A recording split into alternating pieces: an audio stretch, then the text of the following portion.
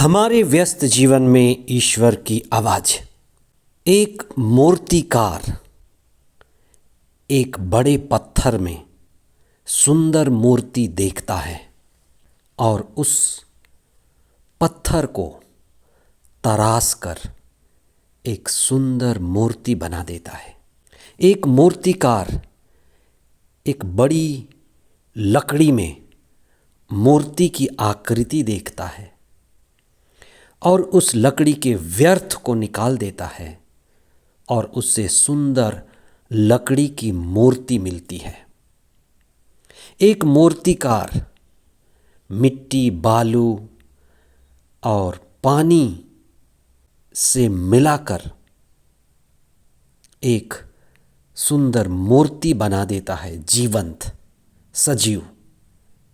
उस मिट्टी और बालू में वह मूर्तिकार जीवंत मूर्ति को देखता है। आज हम इस पर चिंतन करें कि जो हम देखते हैं वही हमें मिलता है और जो हम खोजते हैं वही हम बन पाते हैं।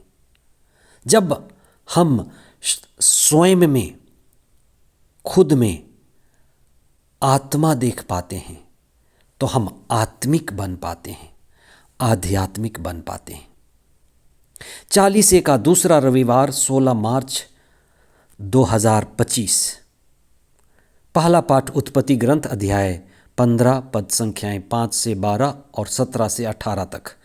फिलिपियों के नाम संत पौलुस का पत्र अध्याय 3 पद संख्याएं 17 और उसके आगे अध्याय 4 पद संख्या 1 तक।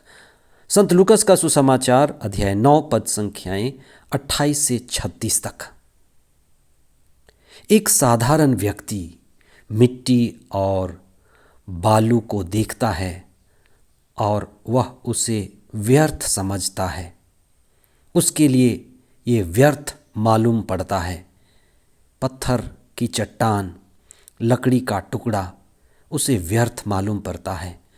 लेकिन यदि कोई व्यक्ति मूर्तिकार है, मूर्तिकार मिट्टी और बालू में एक जीवित मूर्ति देख लेता है, एक बड़े पत्थर में पत्थर की मूर्ति देख लेता है, बड़ी लकड़ी के टुकड़े में लकड़ी की जीवंत मूर्ति देख लेता है। और ये जो सजीव मूर्तियां हम पवित्र स्थानों में देखते हैं वे कितने जीवित मालूम पड़ते हैं, सजीव, बोलती हुई मालूम पड़ती हैं। यह मूर्तिकार की दृष्टि का फल है। मूर्तिकार की दृष्टि से मूर्ति की सृष्टि होती है।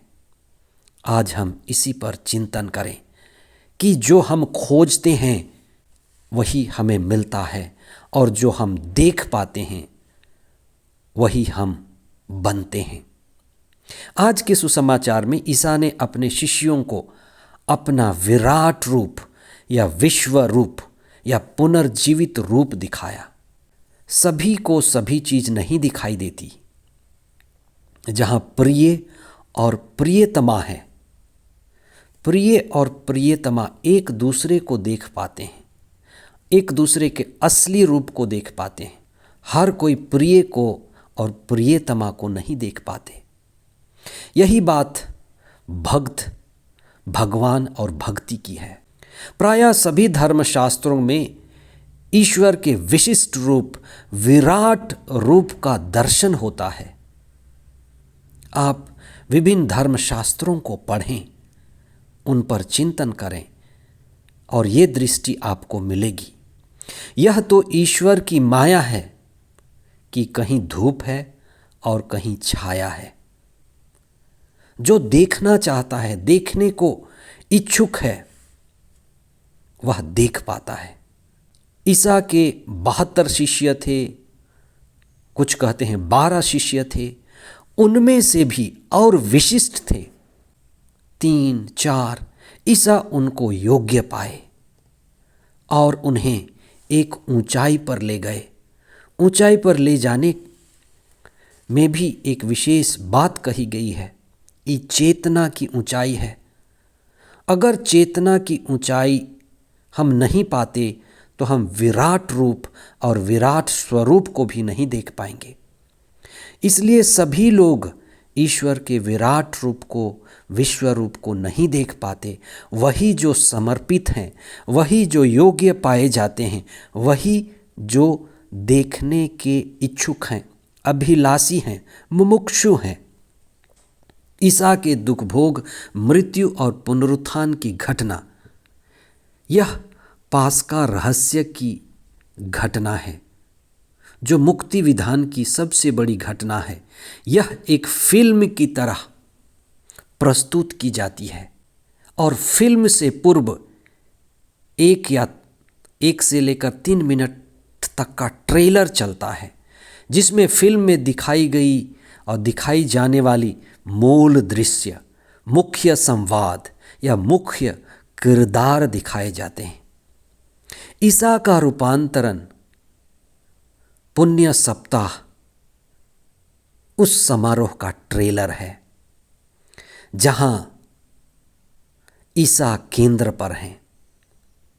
मूसा, एलियास और उनके द्वारा की गई भविष्यवाणी और मुक्ति यात्रा, मनुष्य की मृत्यु से विजय की यात्रा और मृत्यु से अनंत जीवन में प्रवेश की यात्रा का ये वृत्तांत रूपांतरण में एक ट्रेलर की तरह प्रस्तुत किया गया है। ईसा का रूपांतरण यानी ईसा का वह असली रूप जो सामान्य जन नहीं जान सकते।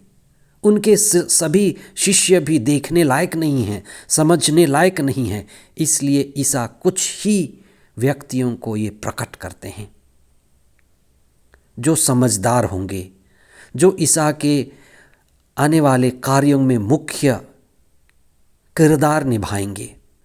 और ईश्वर जो त्रित्व है, ईश्वर का दूसरा जन ईसा का विराट रूप, पुनर्जीवित रूप उनके सामने प्रकट होता है और वे उसे देखकर आश्चर्यचकित हो जाते हैं।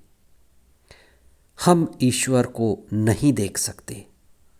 विभिन्न रूपों में हम उनके विराट रूप को देखने और समझने का प्रयत्न करते हैं और इसीलिए इसी रूप को धर्मशास्त्र ने ईश्वर का पुत्र कहा है। ईश्वर का पुत्र यानी वह जो दिखता है वह नहीं है, वह उसके आगे है।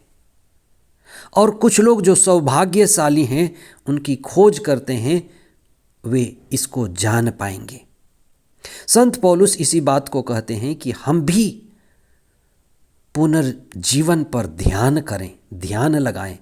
हमारा रूप, हमारा स्वरूप शरीर का नहीं है, इसलिए शरीर की खोज और व्यवस्था में न लगे रहें, शरीर के आगे जाएं। हम इस संसार में रहने और रुकने के लिए नहीं है, हम इस संसार के आगे देखें। हमारा मन कई चीज़ों में विचलित रहता है, पर हम मन मात्र नहीं हैं, हम मन के आगे हैं। हमारा असली रूप आत्मा का रूप है, इसलिए हम पुनर्जीवित आत्मा पर चिंतन करें।